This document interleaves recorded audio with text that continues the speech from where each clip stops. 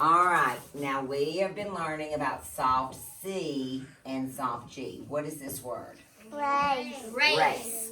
So if I want to tell you that I did something yesterday at PE, I would have to add an ending to this word.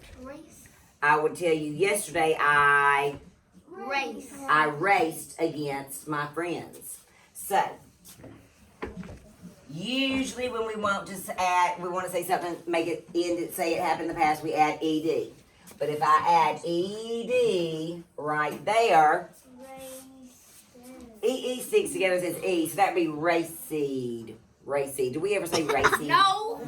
we do not. So, when we are learning a word that ends in an E, if it ends in an E, and we want to add ed or ing, All you have to you get rid of one of the E's. That's right, so you don't need two E's. all you have to put is the D at the end. All you have to do is just add the D because you've already got that. So Raced. now, sneaky E still makes A say A. It's raced. And we've got, what do we have, everybody? Race. Raced. But what if I wanted to tell you that I'm going to do something today?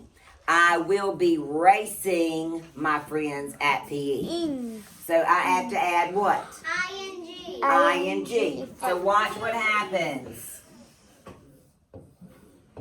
Now I know you learned in kindergarten, and we'll talk more about it in first grade too. When two vowels are beside each other.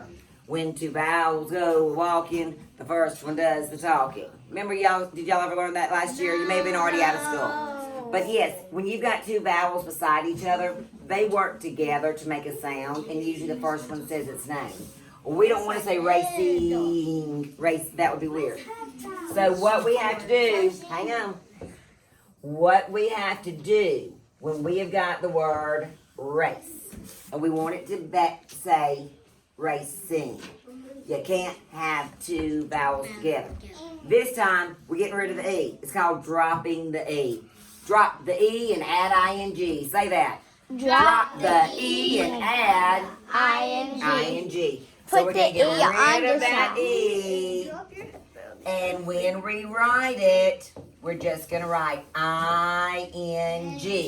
But when we read it, this I gets to pretend it's the sneaky E, scare the A, and the A still says its name. So we read it. Racing. What is it? Racing. Very good. Let's try one more. What's that word, everybody? That word is slice. Slice. I want to tell you that I sliced the cake yesterday. So it has ice. It does have ice. You're being a detective. You found the little word. Good. So, hang on. We'll talk about the rest of it in a minute. So, I want it to say sliced. All I have to do is add just the D. So, let's sound out. Sliced. Slice. I sliced the cake yesterday. I'm going to be slicing a pizza tonight. So I want you to be able to read that word too. I'm not really, I wish I was slicing a pizza. But instead of doing the E, what I have to do, I have to drop the E and add ing. Say it.